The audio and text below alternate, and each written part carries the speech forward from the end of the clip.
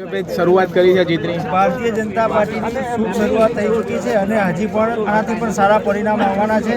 ભારતીય જનતા પાર્ટીની તાલુકા પંચાયત ચોક્કસ બનવાની છે અને કલ્પના નહીં કર્યું હોય એવી ઇતિહાસ સાથે ભારતીય જનતા પાર્ટીની તાલુકા પંચાયત બની છે. આ બેઠક છે, ભવ્ય જીત, શું કહેશો?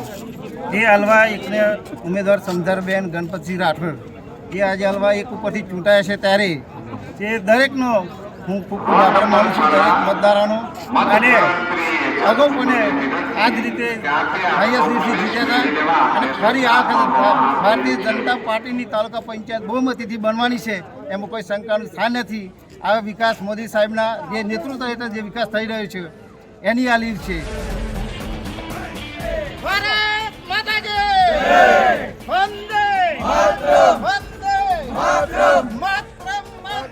વંદે માતરમ.